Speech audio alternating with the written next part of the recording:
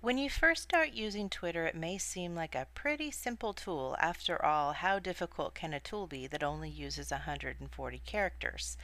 But once you start to look at the Twitter interface, it may seem a bit daunting, and I totally understand how that feels. So this quick video is just going to orient new users to what the Twitter site consists of. Right now I'm at twitter.com and I'm logged into my own account, and I know that because in the upper left corner I can see my profile picture and my name.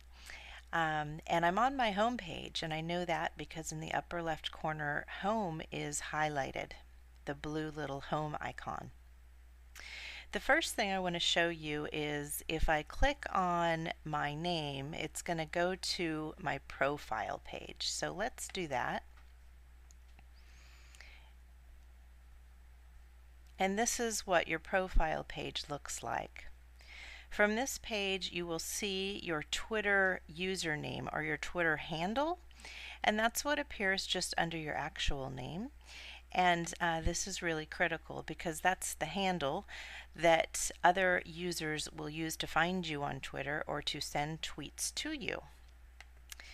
And this is your description about you that you really should customize. It will help other people understand what your interests are, and that will ensure that other people with like interests will be able to follow you, and it helps to customize your network on Twitter. If you want to edit your profile, you click the button over on the right that says Edit Your Profile. Down below, you'll see a list of the tweets that you have sent. Over on the left, you can click on these tabs to view the users that you are following, as well as see who's following you, tweets you have favorited, lists you have set up, which is kind of like a Twitter group. There are ways that you can organize groups of Twitter users. And it will also showcase images that you've shared on Twitter recently. Twitter will also use the information from those you follow and recommend other Twitter users that are similar to you.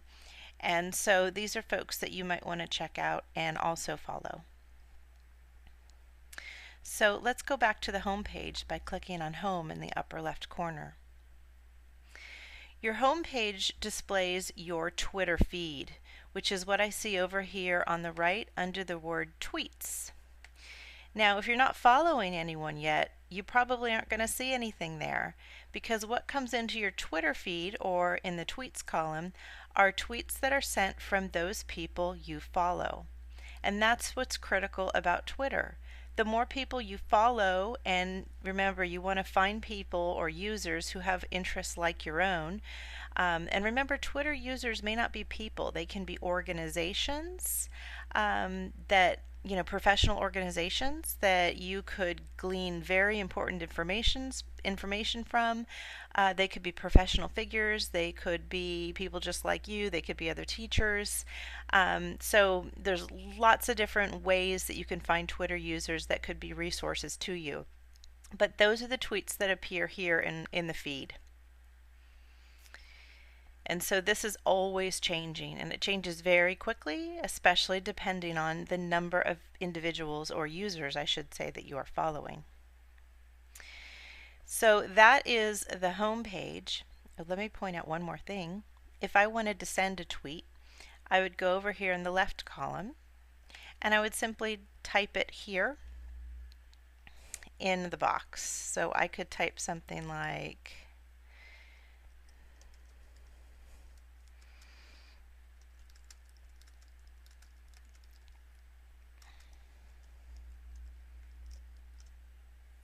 now you're noticing that I'm using our hashtag for our class here. All you need to do is type that anywhere in the tweet, pound BOCSM. It does not have to be capitalized. And if that's included in that tweet, then it will appear in our search for our hashtag, and I'll explain that in a moment. When you send a tweet, it has to be 140 characters or less, And Twitter will always show you at the bottom here next to the blue tweet button how many tweets you have or how many characters you have left. If you have a link that you want to share to a video or a website, a blog post, etc., you just go ahead and paste it after whatever it is that you want to say about that resource, and Twitter will actually condense it down, make it a little bit shorter, and once you're done, you click tweet. My tweet has been sent. Okay? So going back up to the top, oh, and by the way, here you see it in my tweets, right? I'm going to now click on the @Connect tab. And what you're going to see here are references that have been made to my username in different tweets. So on the left here, there are two types of tweets that get filtered into the @Connect page. They're interactions and mentions. So these are the interactions, and essentially interactions are references back to me or forwards of tweets that I've sent. And mentions are simply my username included anywhere in the tweet. So that's something that I do reference to see who is checking on me or who is referencing me, who I'm having interactions with. I also have this information actually tied to my iPhone. So I receive a text message every time I am mentioned on Twitter, and that's a good way for me to just quickly reply and say thanks for the mention, and that's a really good etiquette to use on Twitter. And so you do always have the option to tie your cell phone to Twitter as much or as little as you want, and you can read more about that on your own in the Twitter support area. I'm not going to get into that here. So let's click on the Discover tab at the top. So in Discover is where you can basically dig into the content on Twitter.